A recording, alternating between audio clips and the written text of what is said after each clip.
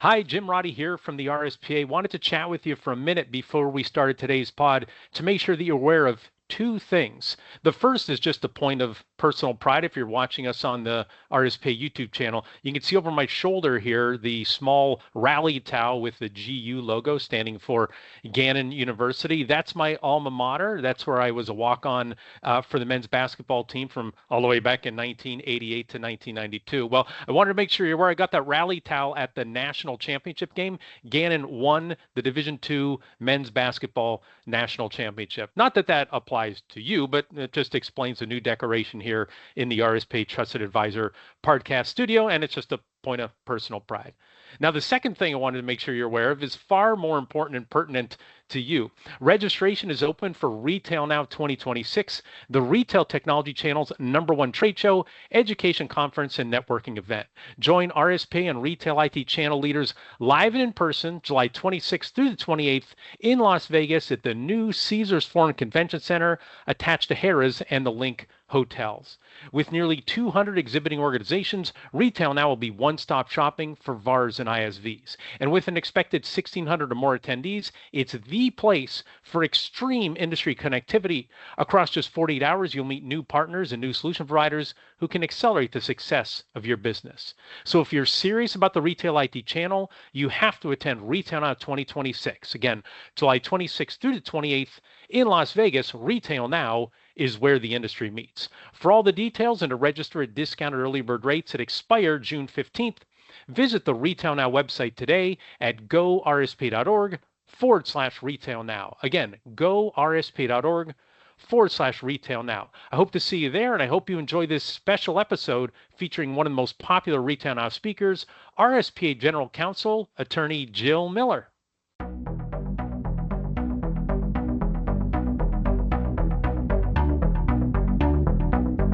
Welcome to another episode of the Trusted Advisor podcast and video series powered by the Retail Solutions Providers Association. Our goal on the pod is to accelerate the success of today's and tomorrow's leaders in the retail IT industry. I'm Jim Roddy, back with you again. Thank you so much for joining us.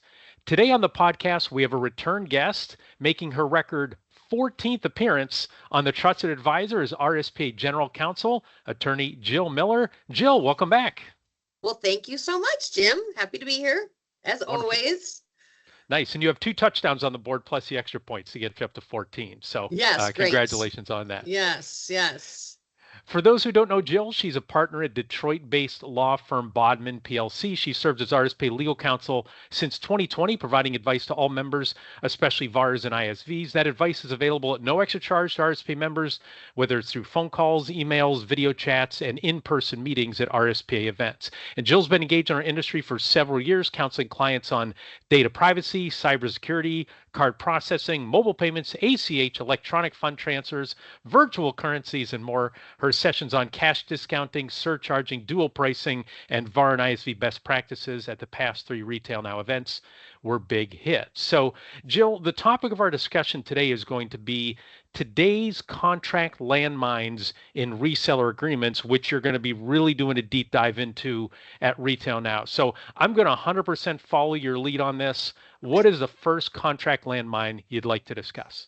So yes, I mean, I think your one point you just made, which is I'm doing a presentation at RetailNOW. And so really digging into, and I think we'll have a chance for questions for people to bring your questions, and we'll hopefully have a dialogue during the presentation. So the first landmine, which is near and dear to my heart, which is how do you get paid, right? This is such an important point of an agreement because this is the #1 thing for which you are expending all of your resources and energy is to earn commissions or referral fees or reseller fees or residuals, however you want to call them, in a contract. And so what's important to do when you are looking at an agreement that you're signing up with a service provider is looking at the formula. How are they going to pay you?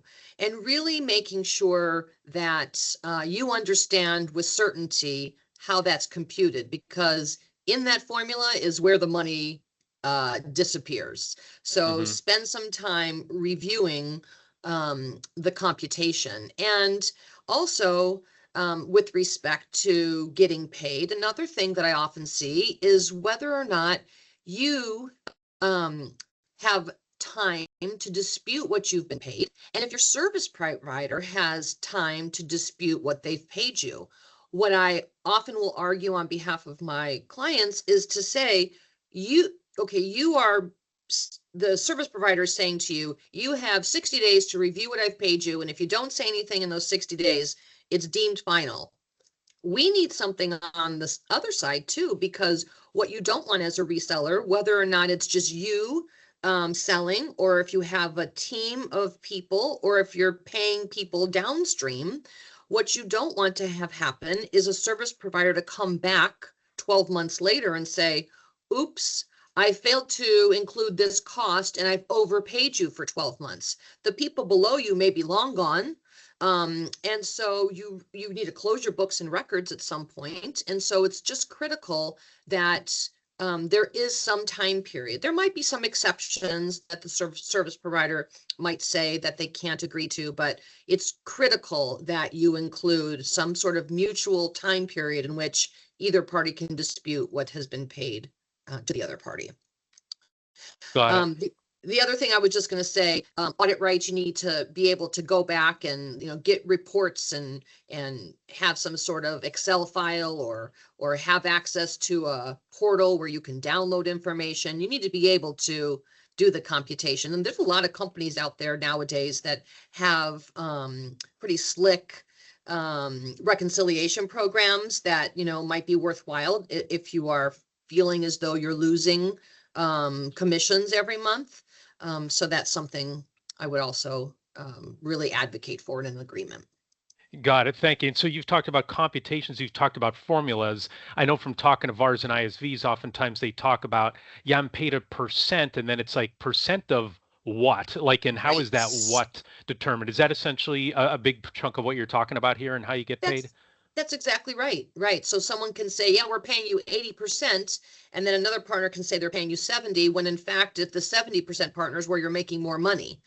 So, I don't spend a lot of time negotiating the percentage on behalf of my clients, or because that's really what the reset, that's what they know, right? They know the money part. And so I just know the legal part. And from doing this for 21 years now, that's just really something that you need to spend more than just, signing your waiver when you send your kid on their slide at the amusement park. You don't read it. You just sign it, right? Good luck to you. You don't want to do that here in a contract that's going to determine the amount of revenue that you derive. Got it. Thank you for that. All right. So landmine number one is how you get paid. What's second landmine you want to talk about today? Yeah, so landmine, right? Some of them, I think like this one to me is more of just explaining, right? It can be a landmine if you don't really understand. And it's about the ownership of the customer. And I always try to explain this to people, it's really a bundle of rights. So you might see in an agreement where it says the service provider owns the agreement with the customer. Okay, I can be on board with that because maybe my client or the reseller isn't a party to that agreement, but they can still have rights associated with that contract. Ownership of the customers isn't an all or nothing thing. There are things that you can have ownership in. For example, rights in the customer relationship, rights in the rights to receive revenue, rights to use customer data, rights to use actually rights to market to customers for other products or services you might have. Rights to solicit, rights to set pricing, and so rights to customer service, right? These are all things that even though you might have a big bad service provider come in and say, no, this is all everything, I own the customer. Well, okay, but here are the things that we own. And I really like to articulate those with specificity in the agreement so it's very clear of what the reseller can do with its relationship and the information related to the customer. Got it. So what you're saying is like ownership of the customer is vague, but you have to get into those specific line items so there's no finger pointing when something does go sideways. Am I understanding that correctly? That's exactly right. Yes. Yeah, and I always say, don't look at, these agreements in a vacuum, right? Especially the ownership rights, because what happens is these all set you up for the future of selling your business, the future of, exit planning, valuation, and long-term growth. A buyer might come in and say, that's fine, you don't know the contract, but you can do all these things, and those are the things I really want anyway. Yeah. So those are really important in specifying in an agreement. Yeah, and it's funny you bring that up because back in my old role when I was with the publishing company, we bought another organization. It was going to be there's an asset sale and then there's what the intellectual property Equity. Oh, equity, yeah. yeah. And so we were going to go down the intellectual property, get the whole thing. But once we got into those contracts, it was like, oh, wait a second, we do not want ownership of these contracts because they were way too sticky and they just were Yes. tipping in the favor of not of the organization we were buying. So that's what it Right. kind of sounds like you're saying is there's for the here and now, but there's also for the future of your organization. That's right. Yes. Yeah. You want to set yourself up to be as valuable as you can. If at some point you want to exit, or if you're trying to borrow money, or if you're trying to sell a portion of your business, you just want to be in the best position possible. Right. Yeah. If it doesn't say what, who, and when, it's incomplete. So good advice there. Jill, we're going to pause here to let our listeners and viewers know a little bit about the Retail Solution Providers Association. RSPA is North America's largest community of retail technology VARs, software providers, vendors, and distributors in the retail, restaurant, and grocery verticals. To accelerate your success through an RSPA membership, and to get a chance to hang out with Jill, email membership@gorspa.org. Also, we want to say thanks to these channel-focused companies who support the RSPA community and make this podcast and video series possible. Our gold sponsors are Blue Star, CoCard, Epson, Global Payments, and ScanSource. And then finally, registration is now open for RetailNOW 2026, the Retail IT Channel's #1 trade show, education conference, and networking event. This year's event is set for July 26th through 28th at the new Caesars Forum Conference Center in Las Vegas, attached to Harrah's and the link. For more information, visit gorspa.org/RetailNOW. RetailNOW is where the industry meets. And again, another place where you can meet Jill for her breakout session. All right, Jill, one more landmine that you want to share with our listeners and viewers. Okay, this one is assignment provision. So it's usually buried in the back of the agreement under, a general section, which has things that you're probably sort of just, skimming through, which never skim an agreement. You can't skim. You get to that part where you've read a few pages, like, I'm good. It's so far You're good. exhausted by that Yeah. point, right? I mean, if you're not in the business of reading contracts all day, I think by page 3, you're just like nodding off, or you are just reading without comprehending because you're just trying to get through it. And so that's another thing I would just say, right? I like to print my agreements. And really, if it's a really lengthy one, sometimes I'll just break it up into chunks, like this. Again, this is such an important point. And not that another party is trying to, throw things in. They are just going to give you their best version of their agreement first. And so it's really important that you understand what the relationship is going to look like. And some things you can't negotiate, and that's okay. But assignment provisions, which are often, we think of an assignment, we think about the ability to assign the agreement to a third party. And we often will do that when we're selling our business. And so many times the agreements are one-sided. The service provider has the right to unilaterally assign the agreement, and the reseller doesn't have that same right. And it might be hard for a reseller to say, I want that same right, where the service provider is saying, listen, I want to know who I'm doing business with.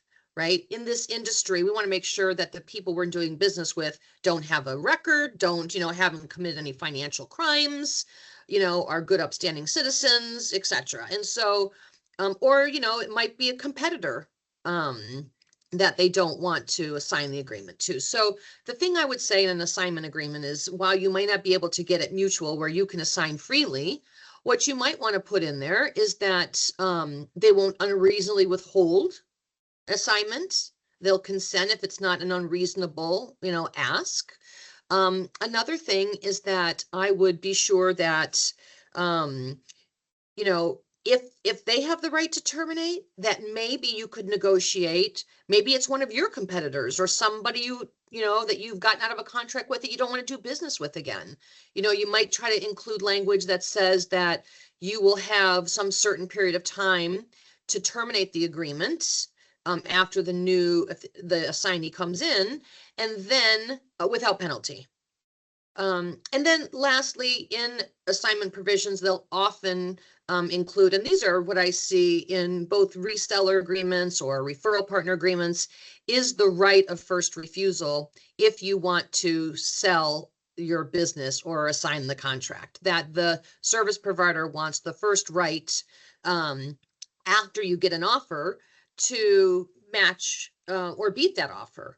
And so a lot, in that instance, you want to be sure that there's a time limit, that they have, like 30 days or 15 days once they get the offer to make a decision. Make sure it's clear that they have to meet exactly the offer, right? They might try to come in and say, okay, well, we're going to pay you a little bit less and maybe we'll do an earn out, 3 years later. Well, that's not the exact same offer. And that's not beneficial, right, for a reseller. The other thing we might include is a right of first offer.